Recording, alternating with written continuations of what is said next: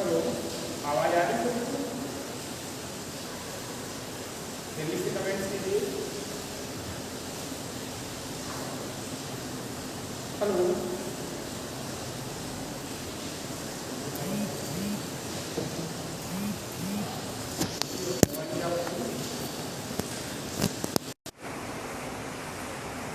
Hello,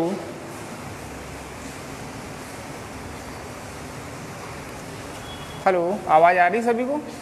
जल्दी से live हो जाइए। अगर आवाज़ साफ आ रही है तो यस करें।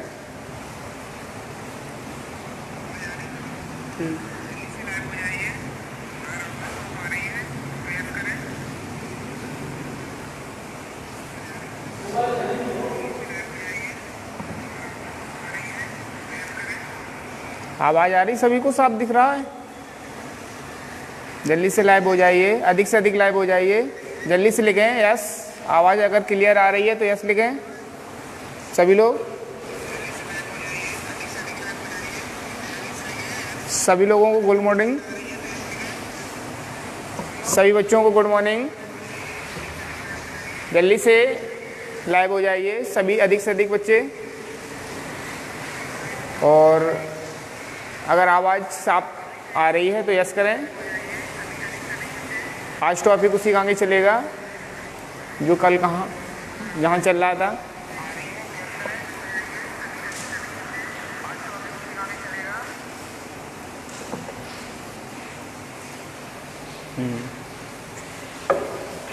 कल मैंने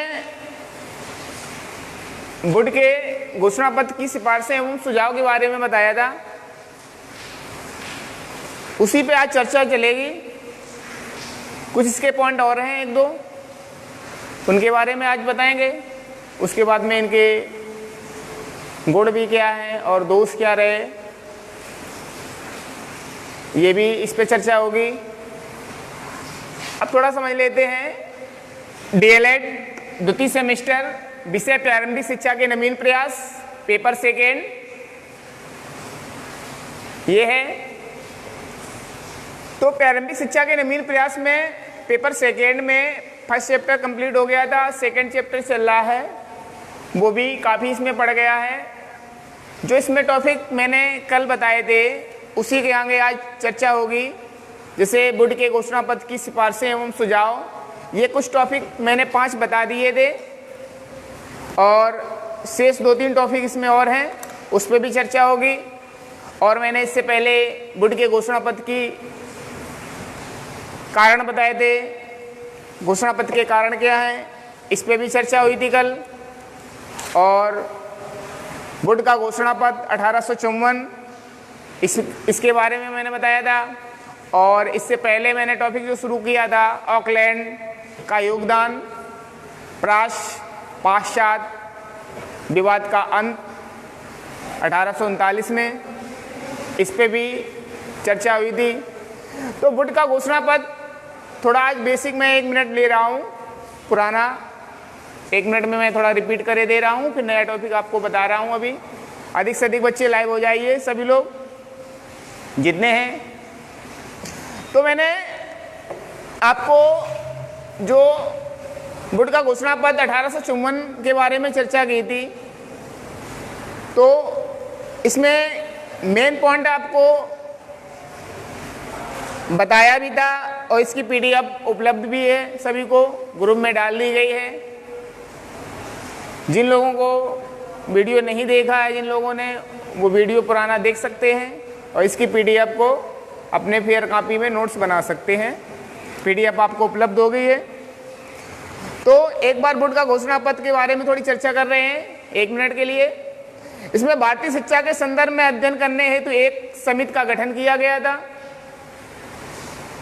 उस समिति का गठन 1853 तक की भारतीय शिक्षा का गहनता से अध्ययन किया गया और उस सब पर विचार करने के बाद भारतीय शिक्षा पर अपने सुझाव दिए गए।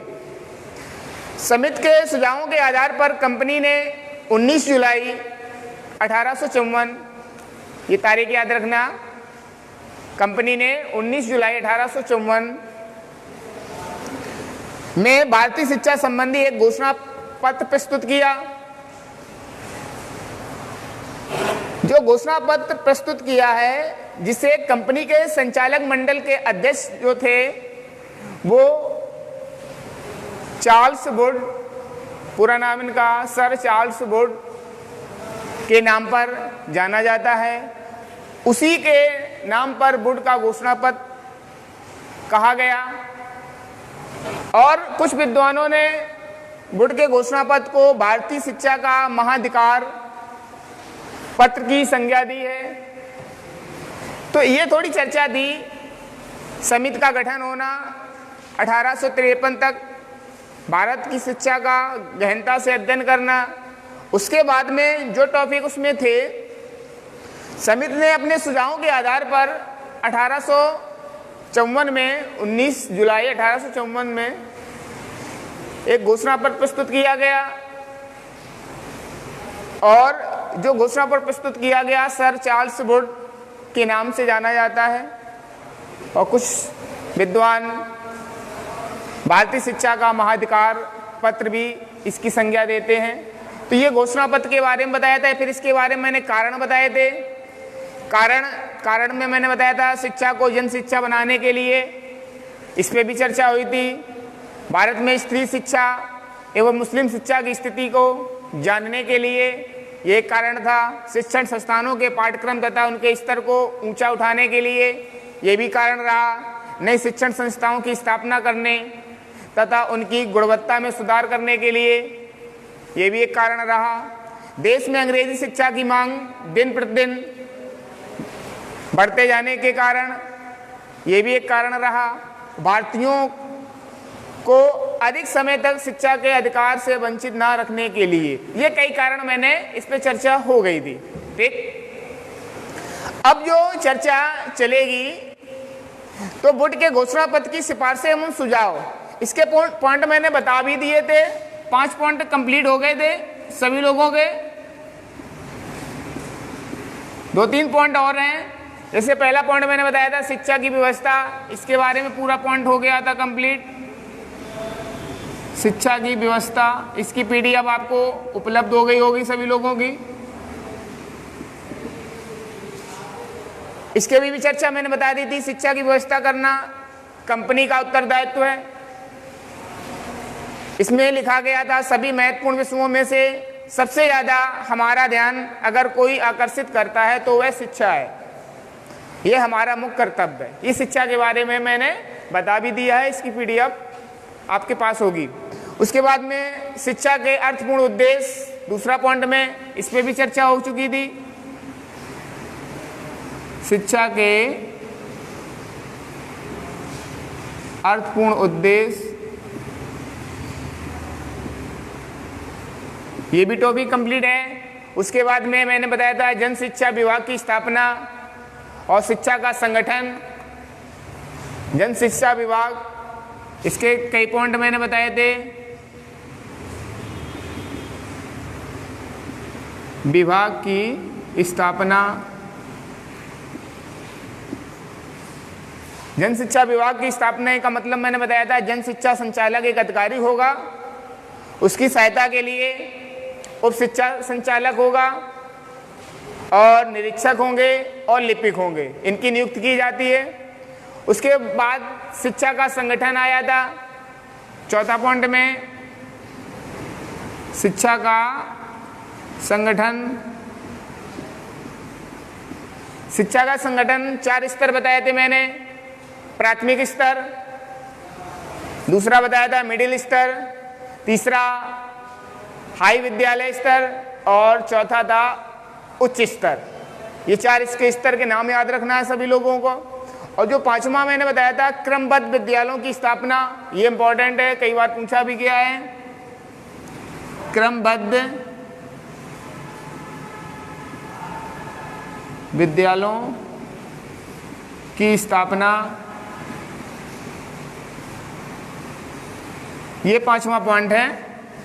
क्रमबद्ध विद्यालयों की स्थापना, क्रमबद्ध विद्यालयों की स्थापना का मतलब मैंने प्राइमरी लेवल से बताया था। प्राइमरी लेवल में जैसे प्राथमिक स्कूल आएगा, प्राथमिक स्कूल आने के बाद में मिडिल स्कूल, मिडिल स्कूल आने के बाद में आपको हाई स्कूल, उसके बाद में कॉलेज, कॉलेज के बाद में आपको विश्वविद्यालय। ये क्रम इसका पूछा जाता है, क्रम आता भी है।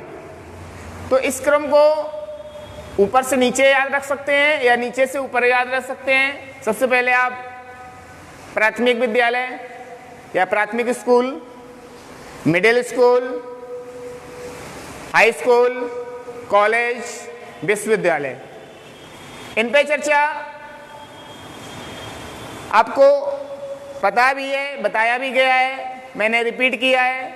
ये क्रम याद रखना है। और इसके स्तर मैंने 4 बताए, प्राथमिक स्तर, मिडिल स्तर, हाई विद्यालय, उसके बाद में उच्च विद्यालय। उच्च स्तर जो होते हैं, तो ये स्तर याद रखना और इनका क्रम याद रखना।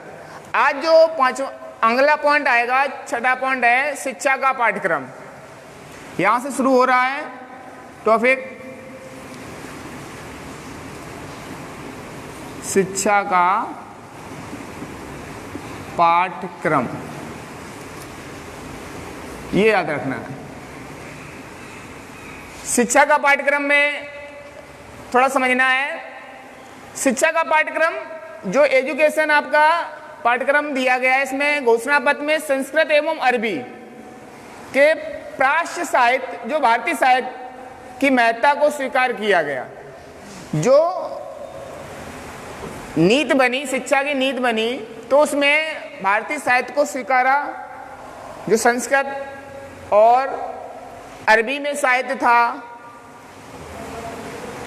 जिसे कहते हैं प्राच्य साहित्य या दूसरी भाषा में भारतीय साहित्य की महत्ता को स्वीकार किया गया तथा उन्हें पाठ्यक्रम में स्थान दिया गया। एक तो इसमें स्थान भी मिला, स्वीकारा, और साथ ही विज्ञान एवं पाश्चात्य साहित्य, साइंस और जो मिशनरी साहित्य था, जिसे इंग्लिश लिटरेचर साहित्य कहते हैं, पश्चिमी साहित्य या पाश्चात्य साहित्य, को भी भारतीयों के लिए उपयोगी माना। तो इसमें पाठ्यक्रम में जो भारत का साहित्य था, संस्कृत एवं अरबी,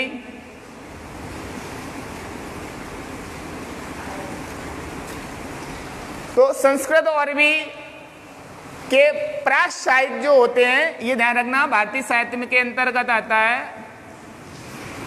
प्राच्य साहित्य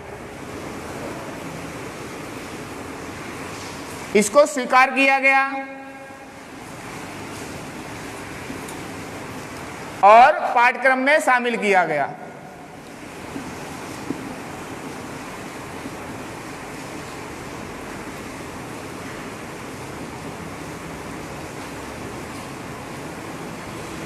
करना, ये कई कारण रहे। इसको संस्कृत अरबी के जो पांच साहित्य था वो स्वीकार किया गया और पाठ्यक्रम में इसको स्थान मिला। उसके अलावा विज्ञान जो है, साइंस आपका सब्जेक्ट जो है, विज्ञान और पाश्चात्य साहित्य,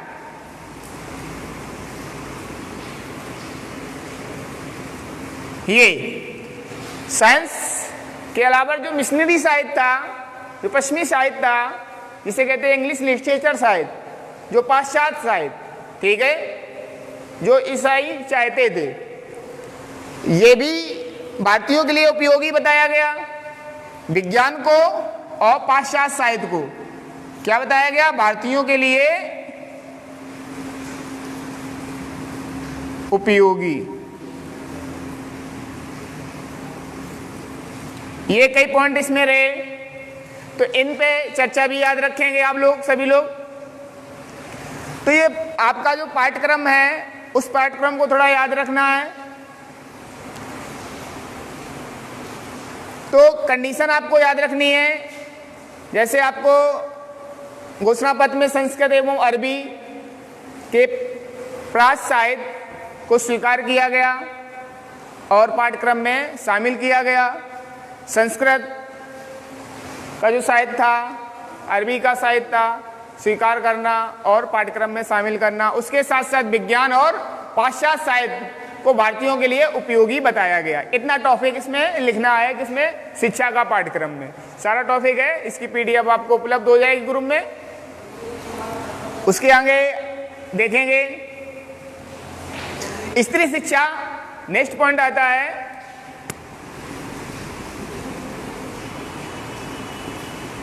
स्त्री शिक्षा पूरा लिख लें, 7वां।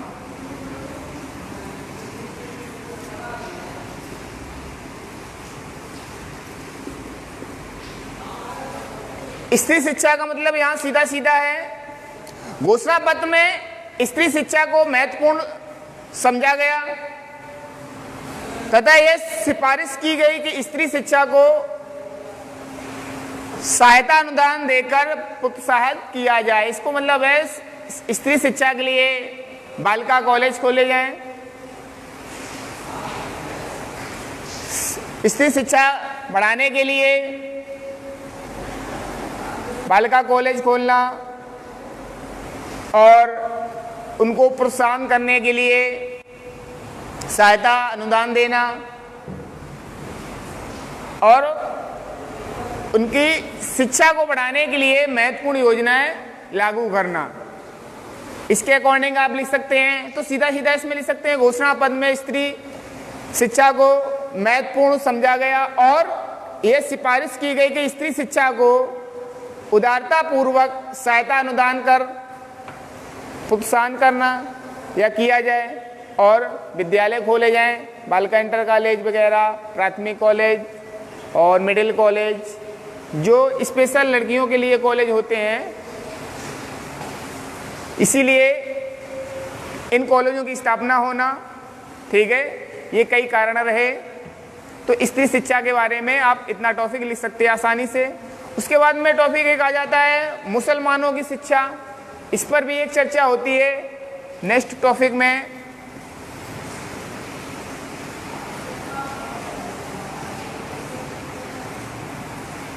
मुसलमानों की शिक्षा, इस पे भी थोड़ा ध्यान रखना है, देखना है। इधर अभी थोड़ा ही साफ कर देते हैं। मुसलमानों की शिक्षा, घोषणा पत्र में स्वीकार किया गया कि मुसलमान पिछड़ी दशा में हैं, अतः कंपनी के अधिकारियों को मुस्लिम शिक्षा की ओर विशेष ध्यान देने की आवश्यकता है। इसका सीधा कारण ये रहा, जो घोषणा पत्र बना, वुड का घोषणा पत्र, उसमें स्वीकार किया गया मुसलमान की जो शिक्षा है वो पिछड़ी दशा के अकॉर्डिंग चल रही है, पिछड़ी एरिया में है। तो इसका मतलब है जो शिक्षा मुसलमानों में है वो बहुत धीमी है। इसकी कुछ योजनाएं बनाई गई सुधारने के लिए, और कंपनी के अधिकारियों को मुस्लिम शिक्षा की ओर विशेष ध्यान देने की आवश्यकता कही गई। इसमें क्या होता है, मुस्लिम कॉलेज की स्थापना होना और मुसलमानों की शिक्षा के लिए विशेष स्कॉलरशिप, कई सुविधाएं देना, तो ये सारे कारण रहे शिक्षा को बढ़ाने के लिए। तो इसमें आपको सीधा ध्यान रखना है, घोषणा पत्र में स्वीकार किया गया कि मुसलमान पिछड़ी दशा में है और कंपनी के अधिकारियों को मुस्लिम शिक्षा की ओर विशेष ध्यान देने की आवश्यकता है। इतना टॉपिक आपको इसमें लिखना है। तो ये आपको 8 टॉपिक इसमें बताए हैं। अगर सीधा सीधा सिफारिशें और सुझाव आते हैं तो इन टॉपिकों के नाम याद रखना है, ठीक है, और थोड़ा थोड़ा इसमें 1-2 लाइनें आप लिखकर इसको बढ़ा भी सकते हैं।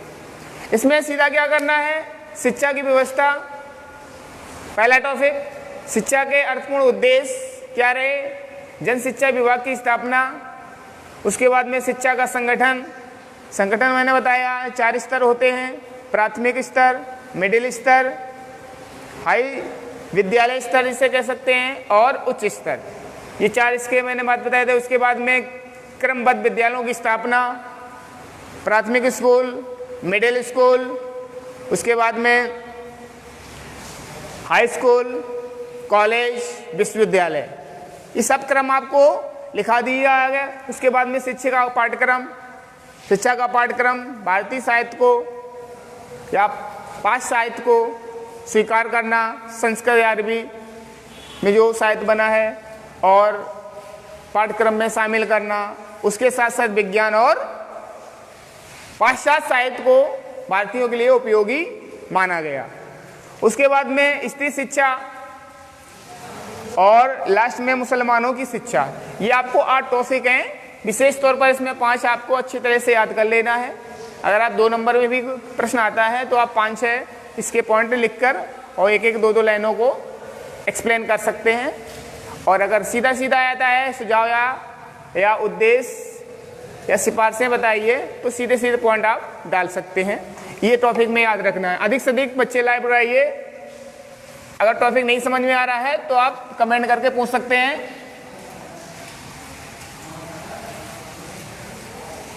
अब प्रारंभिक शिक्षा के नवीन प्रयास में जो चैप्टर चल रहा है सेकेंड, इसमें बोर्ड के घोषणा पत्र के साथ साथ कारण हो गए, उसके बाद में इसकी सिफारिशें सुझाव हो गए।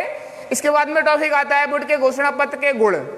इसके जो गुण थे वो गुणों को निर्धारित किया गया और फिर इसके दोष क्या रहे उस पर भी चर्चा हुई। तो अब अगला टॉपिक आता है बोर्ड के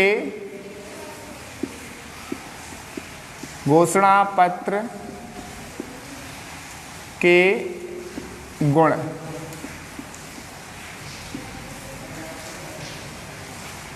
गुणों पे चर्चा करेंगे। बोर्ड के घोषणा पत्र के गुण, सिंपल से पॉइंट आपको याद रखने हैं। नंबर के हिसाब से आपको विस्तृत करना है और शॉर्ट करना है, ठीक है। लॉन्ग में आ रहा है तो कई पॉइंटों पर चर्चा करेंगे। अगर आपको सीधा सीधा शॉर्ट में आ रहा है, बहुविकल्पी में या आपको अदलग उत्तरी में आ रहा है तो उसी प्रकार के आपको उन्हीं टॉपिकों पर चर्चा करेंगे। तो पहले पॉइंट में सीधा लिख सकते हैं, पहली बार इस घोषणा पत्र में शिक्षा का उत्तरदायित्व राज्य सरकार पर होना चाहिए। जो वुड का घोषणा पत्र के गुण जो हैं, तो पहली बार इस घोषणा पत्र में शिक्षा का उत्तरदायित्व, किसका? शिक्षा का उत्तरदायित्व राज्य सरकार पर होना चाहिए। पहला पॉइंट सीधा याद रखना, शिक्षा का जो उत्तरदायित्व है, शिक्षा का उत्तरदायित्व राज्य सरकार पर होना चाहिए। यह सीधा सीधा पॉइंट आपको लिखना है।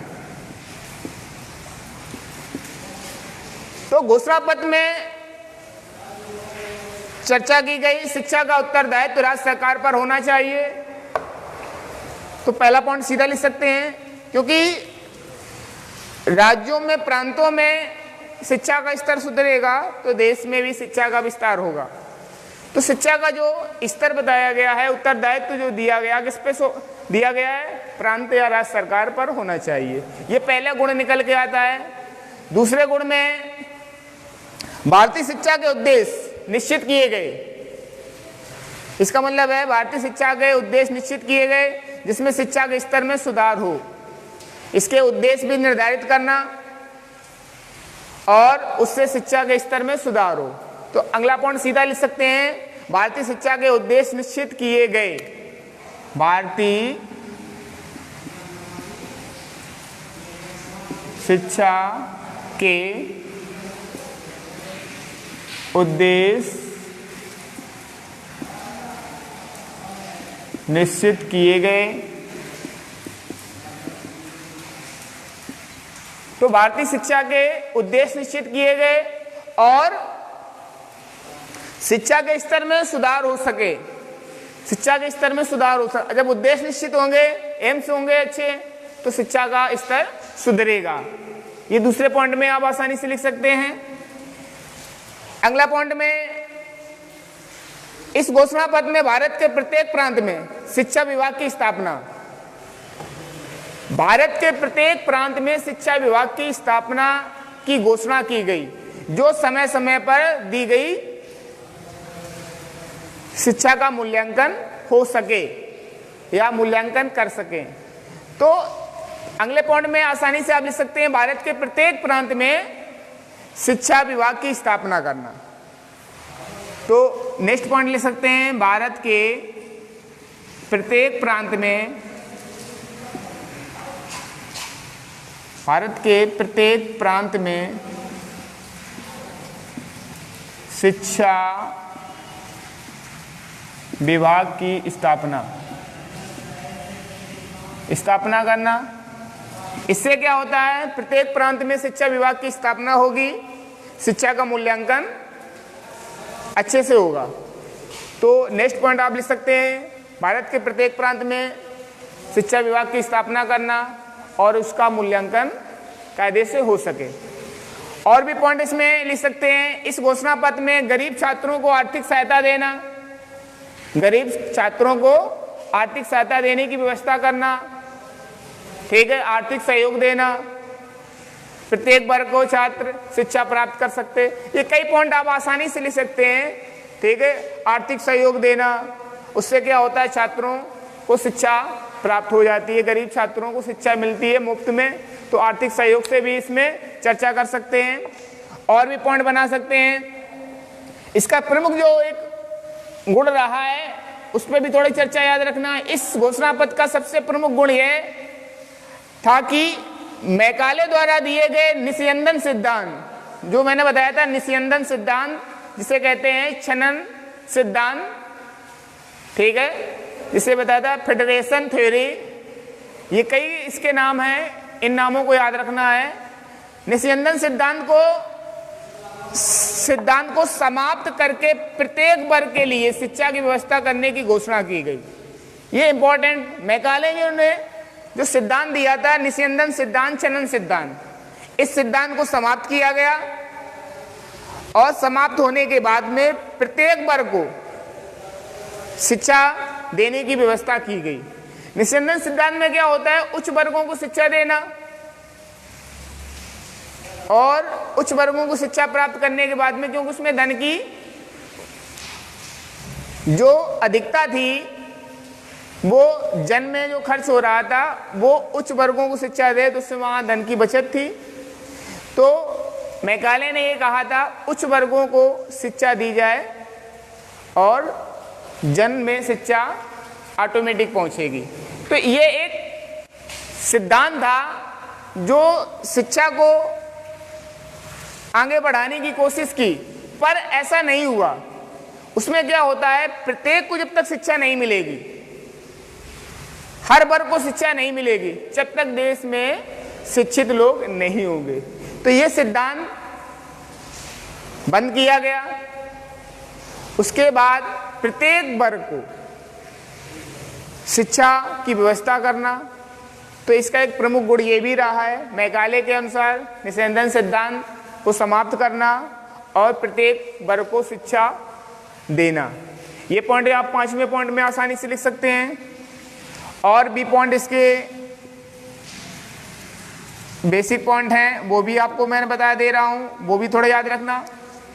उसके बाद में घोषणा पत्र में अंग्रेजी भाषा के साथ साथ देसी भाषाओं को भी माध्यम का, इसका मतलब है अंग्रेजी के साथ साथ देसी भाषाएं जो भारत की भाषाएं हैं उसको भी वरीयता दी, क्योंकि पाश्चात्य साहित्य था, इंग्लिश लिटरेचर साहित्य था, इंग्लिश को अनुवाद किया गया था। मैकाले ने अंग्रेजी भाषा को अनुवाद किया था और ईसाई धर्म और पाश्चात्य साहित्य को पढ़ाना अनुवाद किया था।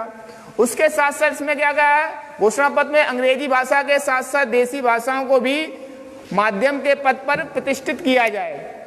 इसका साथ साथ मतलब अंग्रेजी जो लोग जानते हैं उनके अलावा भारतीय भाषाओं को जो जानते हैं उनको भी पद में हिस्सेदारी मिले, ये भी स्वीकार किया गया वुड के घोषणा पत्र में। उसके बाद में व्यावसायिक शिक्षा की व्यवस्था करना, व्यवसाय संबंधी व्यावसायिक शिक्षा की व्यवस्था करना। अगला पॉइंट, स्त्री शिक्षा की व्यवस्था करना या उस पर व्यवस्था पर बल देना और विश्वविद्यालयों की स्थापना। और नेक्स्ट पॉइंट में शिक्षित या शिक्षक प्रशिक्षण की स्थापना। तो ये कई पॉइंट इसके लिख सकते हैं, 5-6 पॉइंट आपको आसानी से याद रखने हैं। मैं थोड़ा रिपीट करे दे रहा हूं एक बार। एक तो ध्यान रखना शिक्षा का उत्तरदायित्व राज्य सरकार पर होना चाहिए, याद रखना। दूसरा, भारतीय शिक्षा के उद्देश्य निश्चित किए जाएं जिससे सुधार हो सके। और भारत के प्रत्येक प्रांत में शिक्षा विभाग की स्थापना, ठीक है, जिससे मूल्यांकन हो सके। और उसके साथ साथ अंग्रेजी भाषा के साथ साथ देसी भाषाओं जो प्रतिष्ठित पद हैं उनमें भागीदारी होना, व्यावसायिक शिक्षा की व्यवस्था करना, स्त्री शिक्षा पर बल देना और विश्वविद्यालयों की स्थापना की घोषणा करना, शिक्षक प्रशिक्षण की व्यवस्था करना। ये कई पॉइंट इसके हैं, ये पॉइंटों को याद रखना है आप लोगों को, ठीक है। तो इन गुणों पर चर्चा करेंगे। इसकी पीडीएफ आपको क्लास खत्म होने के बाद आपको ग्रुप में डाल दी जाएगी, वहां से आप आसानी से फेयर कॉपी में नोट कर सकते हैं। उसके बाद में इसके दोष भी आते हैं, तो दोषों पर चर्चा करेंगे। कुछ पॉइंट इसके दोष के हैं।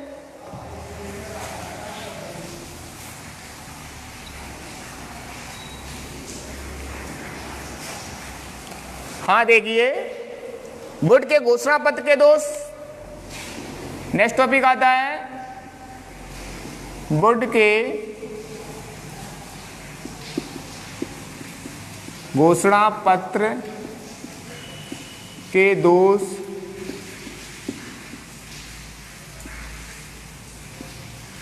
इसके भी पॉइंट आपको 3-4 याद रखने हैं। अब दोष क्या रहे इसके गुणों पे चर्चा हो जाने के बाद में, पर दोष को भी याद रखना है। विशेष तौर पर 2-3 पॉइंट आपको भी याद रखने हैं। प्राच्य साहित्य की उपेक्षा, ये पॉइंट याद रखना। जो भारतीय साहित्य था, प्राच्य साहित्य की उपेक्षा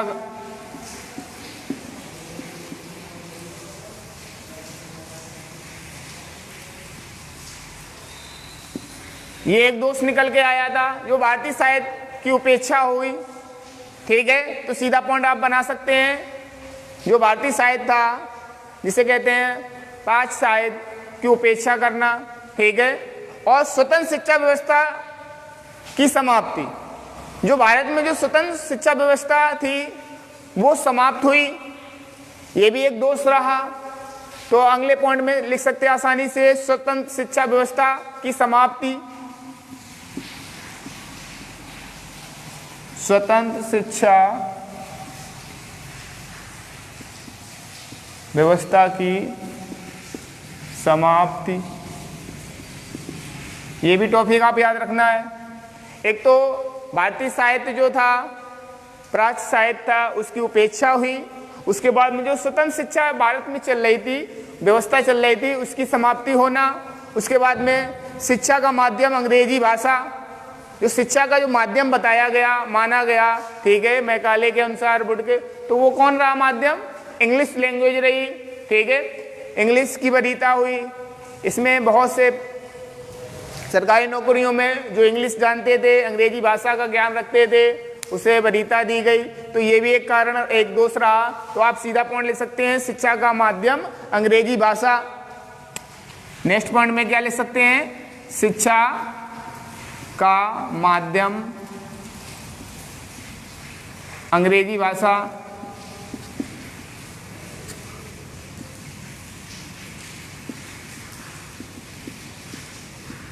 ठीक, तो शिक्षा का जो माध्यम रहा वो एक अंग्रेजी भाषा का रहा, ये भी एक दोषपूर्ण रहा। तो ये बोर्ड के घोषणा पत्र में दोष डाल सकते हैं। और नेक्स्ट टॉपिक में मिल सकते हैं, पाठ्यक्रम में अंग्रेजी साहित्य पर बल। जो पाश्चात्य साहित्य था उस पर बल दिया गया, तो पाठ्यक्रम में जो पाठ्यक्रम हुए उनमें अंग्रेजी साहित्य पर बल मिला। तो ये पॉइंट आप लिख सकते हैं, पाठ्यक्रमों में अंग्रेजी साहित्य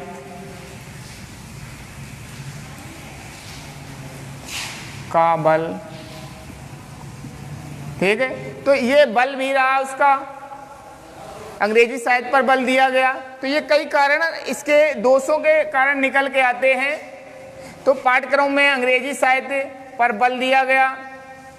ठीक, ये भी एक कारण रहा, ये रहा, एक ये रहा, एक ये रहा, ये दोष निकल के आते हैं यहाँ से। एक तो भारतीय साहित्य जो था, पाश्चात्य साहित्य की उपेक्षा हुई।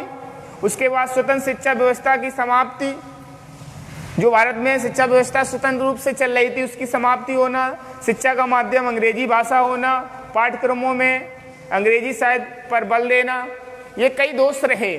उसके बाद अब धार्मिक शिक्षा पर नीति अस्पष्ट होना, जो धार्मिक शिक्षा पर जो नीति बनाई गई वो स्पष्ट नहीं थी, इसलिए अस्पष्ट।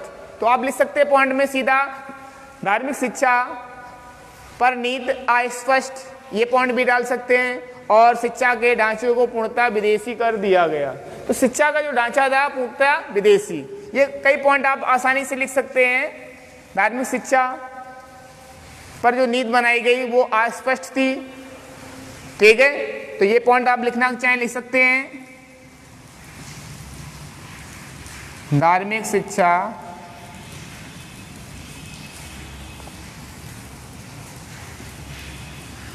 नीति अस्पष्ट।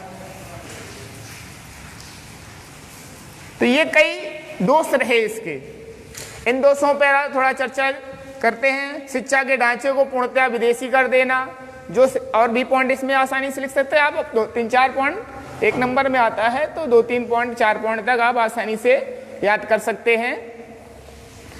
तो टॉपिक में आपको समझना गया है, जैसे भारतीय साहित्य जो था उसकी उपेक्षा होना, जिसे कहते हैं प्राच्य साहित्य की उपेक्षा करना, ये दोष रहा। शिक्षा, स्वतंत्र शिक्षा व्यवस्था जो थी वो समाप्त हो जाना, ये भी दोष रहा। शिक्षा का माध्यम अंग्रेजी भाषा होना। नेक्स्ट में पाठ्यक्रमों में अंग्रेजी साहित्य, जिसे कहते हैं पाश्चात्य साहित्य, दूसरी भाषा में कह सकते हैं पाश्चात्य साहित्य, जो मिशनरी साहित्य था उस पर बल मिला। उसके बाद में धार्मिक शिक्षा की नीति अस्पष्ट हो जाना, मतलब कोई नीति स्पष्ट ना होना, जो भारत में धार्मिक शिक्षा व्यवस्था होती थी, चल रही थी, वो अस्पष्ट रही इसमें।